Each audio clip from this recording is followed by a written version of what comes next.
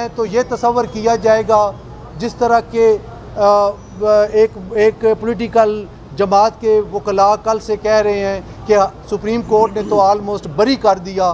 तो ये क्या, अगर वो करते हैं तो ये तसव्वुर किया जाएगा कि honourable supreme court of Pakistan के प्रेशर और दबाव की वजह से उनको बरी किया गया, और अगर वो नहीं करते तो फिर पाकिस्तान की कौन सी हाई कोर्ट और सबऑर्डिनेट जुडिशरी है जो इन ऑब्जर्वेशंस की मौजूदगी में कोई आइदर वे फैसला कर पाएगी। तो हम समझते हैं कि honourable supreme court of Pakistan हमारे लिए इंतहाई मुअज़्ज़ज़ व मोहतरम है, और हम चाहते हैं कि इदारे का वक़ार बुलंद रहना चाहिए, और जो मामलात हाई कोर्ट में पेंडिंग हैं उनमें इंटरफेरेंस नहीं होनी चाहिए, क्योंकि कोई भी इंटरफेरेंस होगी तो ये एक फरीक जो मुतासरा होगा उसके साथ ज़्यादती है। और पहले भी नहीं करते, हम देखते रहे हैं कि कई केसेस में ये ऑर्डर आता है कि we expect from the high court to decide this case in such and such manner और प्रेफरेबली जो भी वो डायरेक्शन आती है, लेकिन कभी डायरेक्शन नहीं हुई। कल हमें ये लगा कि डायरेक्शन हुई है जो कि नहीं होनी चाहिए। हम एक दफ़ा फिर ये अर्ज़ करते हैं कि किसी को प्रेजुडिस नहीं होना चाहिए। कल कोर्ट्स नाम दिए जाते थे कि ये शरीफ कोर्ट्स हैं, आज हम ये नहीं चाहते कि पब्लिक और वकला किसी और नाम से कोर्ट्स को पुकारें, चूँकि ये कोर्ट्स हैं तो हम हैं। इन कोर्ट्स की इज़्ज़त और तकरीम हमारा फ़र्ज़ बनता है, और हम चाहते हैं कि इदारे को गैर सियासी होना चाहिए और सियासत से हट के सिर्फ रूल ऑफ लॉ और कानून के दिए गए पैरामीटर्स के तहत ही काम होना चाहिए।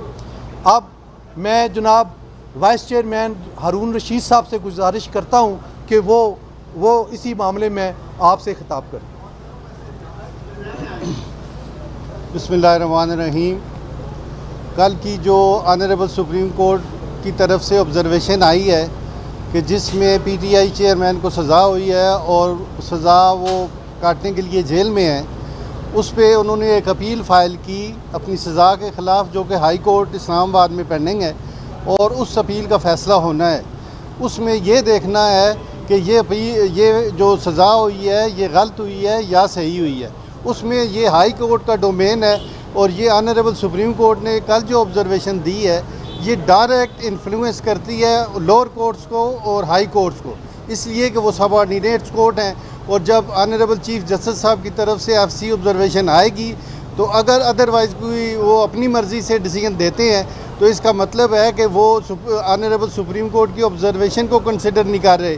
तो इस तरह की ऑब्जर्वेशन देना लीगली भी दुरुस्त नहीं है और एथिकली भी नहीं है, इसलिए कि ऑनरेबल सुप्रीम कोर्ट के सामने ना तो अपील पेंडिंग है ना ही बेल पेंडिंग है, और अपील का फ़ैसला भी हाई कोर्ट ने करना है, बेल का फ़ैसला भी हाई कोर्ट ने करना है।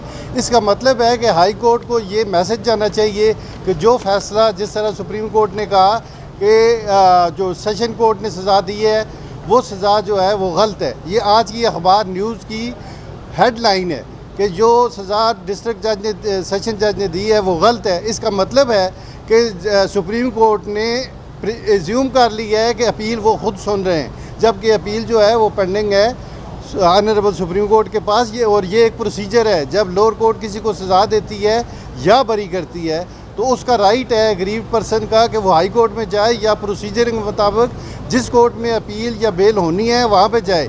ऑनरेबल सुप्रीम कोर्ट के पास कोई मैटर पेंडिंग नहीं है, और सुप्रीम कोर्ट के बेंचेस के ख़िलाफ़ हम पहले भी एतराज़ कर चुके हैं कि ये जो बेंचेस हैं ये एक पार्टी को फेवर कर रहे हैं और शुरू दिन से आज तक आ रहे हैं। ऑनरेबल चीफ जस्टिस साहब ने पहले भी ड्यूरिंग रिमांड, जो कि प्रोसीजर ही नहीं है, प्रोसीजर की जो वायलेशन है वो सुप्रीम कोर्ट की तरफ से हुई कि जाके उसे रिमांड के दौरान वीवीआईपी ट्रीटमेंट दी गई, उसका रिमांड ख़त्म कर दिया गया और उसे सदर पाकिस्तान जाके खाना भी दे रहे हैं। तो ये आम लोगों के पास भी होना चाहिए। जिस तरह कल एक और ऑब्जर्वेशन आई कि उस मुल्ज़म को कोर्ट में होना चाहिए। अगर मुल्ज़म किसी मैटर में जो सज़ाशुदा है अगर उसमें उसे कोर्ट में होना चाहिए, तो बाकी लोगों को भी जो आम ऑफेंसेस में 10-10, 20-20 साल सज़ा काट रहे हैं उनका भी राइट है कि वो अपील में आएँ और अपनी ग्रीवेंस शो करें। तो इस तरह मेरे ख़्याल में किसी को डायरेक्टली फेवर करना ये मनसब के ख़िलाफ़ है और ऑनरेबल सुप्रीम कोर्ट को अपने मनसब का ख्याल करना चाहिए और ये पब्लिक में ये मैसेज जाना चाहिए कि ऑनरेबल सुप्रीम कोर्ट जो है वो हक और सच पर फैसले कर रही है और कोई ऐसी ऑब्जर्वेशन ना दें और गैर मुतलका कोई ऐसा हुक्म ना करें जिसको जनरली और लीगल फ्रेटर्निटी में महसूस किया जाए और ये डायरेक्टली महसूस किया जाए कि ये अगेंस्ट द लॉ है और against the ethic. Thank you जी।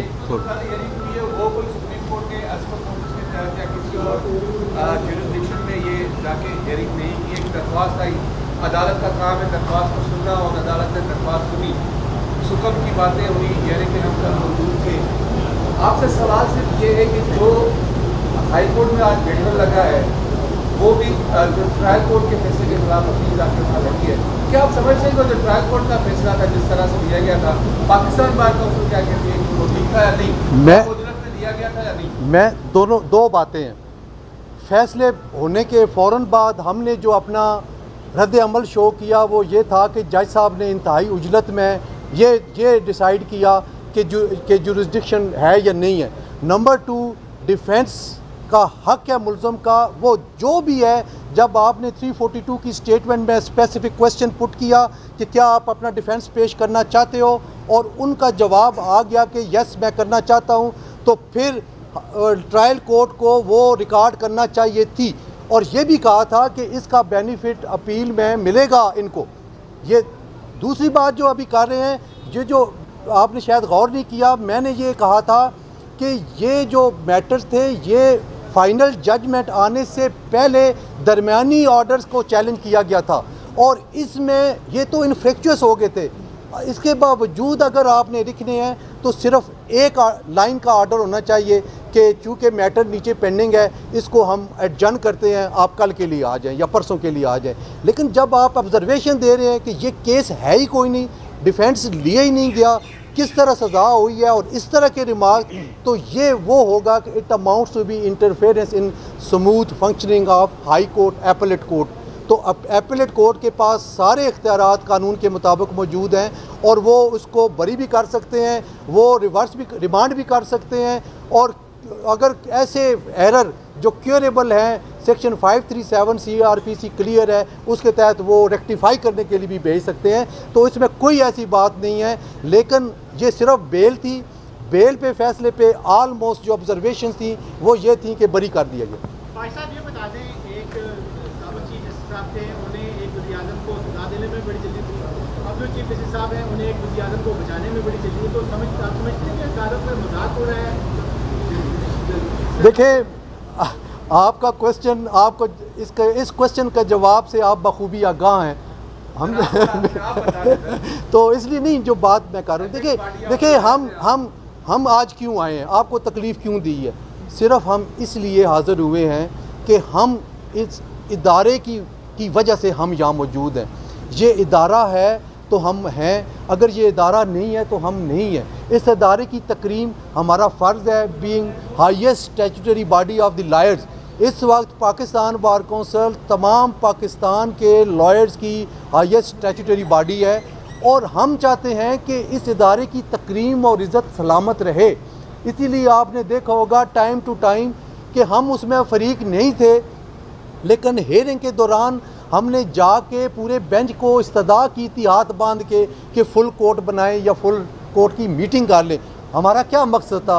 हम किसी पार्टी को रिप्रेजेंट नहीं कर रहे थे, हम किसी के वकील नहीं थे, लेकिन हम चूँकि हमारा फ़र्ज़ है कि हम समझते हैं कि we are also custodian of constitution, हम कॉन्स्टिट्यूशन की बात करते हैं, तो हम चाहते हैं कि तमाम मामलात कॉन्स्टिट्यूशन के मुताबिक चलें और अदालतें भी जो है वो। अब मेरा आपसे सवाल, पाकिस्तान बार काउंसिल के अहदेदार के लिए एक सीनियर वकील, आप लोग बड़े सीनियर वकील जानते हो, आज जो हाई कोर्ट में अपील लगी है, आपकी नज़र में उस अपील का नतीजा क्या निकल सकता है? देखें, अपील नहीं लगी हुई, मैं आपको फिर क्लियर करता चलूँ, यही तो अफसोस है कि नहीं समझा जा रहा। अपील फाइल हो चुकी है, वो एडमिट फॉर रेगुलर हेयरिंग हुई है। अपील के अंदर एक एप्लीकेशन है जिसको अंडर सेक्शन 426 CRPC होती है, वो होती है फॉर सस्पेंशन ऑफ सेंटेंस। आज सिर्फ उस पे यानी आसान लफ्ज़ों में ये समझें कि आज उनकी ज़मानत की दरख्वास्त है जिस पे फ़ैसला होना है, और ज़मानत तभी होती है अगर सज़ा सस्पेंड हो जाए। हमें इससे कोई नहीं गरज, अगर बनती है शॉर्ट सेंटेंस है, 3 साल सज़ा है, इसमें नॉर्मल केसेस में सज़ा मुअत्तल हो जाती है और मुल्ज़म बाहर आ जाता है। इसका भी मैं समझता हूँ कि अगर उसी एनालॉजी को लिया जाए तो शॉर्ट सेंटेंस की बिना पे जनाब इमरान खान चेयरमैन PTI की ज़मानत बनती है, होनी चाहिए।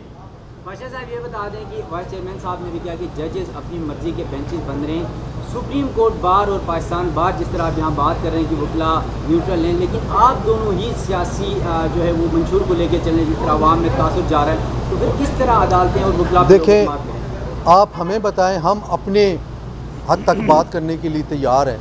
मोहतरम वाइस चेयरमैन साहब यहाँ खड़े हैं, मैं खड़ा हूँ, मुझे बता दें कोई पॉलिटिकल एफिलिएशन हमारी किसी पार्टी के साथ, हम कोई पॉलिटिकल बंदे नहीं हैं। और आपने जो जवाब दिया है, मैं आपसे ये पूछना चाहता हूँ कि जब जस्टिस मजाहिद अली नकवी के खिलाफ रेफरेंस आया जी, और आपने भी दबंग अंदाज से उसके खिलाफ आपने भी किया रेफरेंस, हमने फाइल किया, तो जब फिर सरदार तारिक मसूद के खिलाफ आया तो आप कहते हैं कि you are the custodian of law, आप आइन को प्रोटेक्ट करना चाहते हैं, तो फिर आपने उसकी मुखालफत आपने अपने आप से क्यों किया कि ये साजिश की जा रही है? मैं अर्ज करता हूँ, आप ज़रा गौर से सुन लें, थोड़ा सी हिस्ट्री बता दूँ। नहीं, आप ठहरे ना, आपका जवाब दे रहा हूँ, आपका जवाब दे रहा हूँ। कोई ज़रूरी नहीं कि हर रेफरेंस हम उसको सपोर्ट करें। आपकी इतला के लिए अर्ज़ है कि in history of this country Pakistan bar council ने पहला रेफरेंस फाइल किया है। इससे पहले काजी फाइज़ ईसा साहब का रेफरेंस था, हम समझते थे कि वो बदनीति की बुनियाद पे हुआ, हमने काजी फाइज़ ईसा साहब का साथ दिया और अल्लाह ताला ने हमें उसमें कामयाब किया। तो उसमें क्या हमें, चूँकि रेफरेंस फाइल हो गया तो हमें काजी फाइज़ ईसा साहब की मुखालफत करनी चाहिए? बिल्कुल भी नहीं। इफ्तिखार मोहम्मद चौधरी के खिलाफ रेफरेंस था, हम निकले और हमने तहरीक चलाई, उस रेफरेंस के ख़िलाफ़ अब निकले, हम समझते थे कि वो बदनीति की बुनियाद पे था।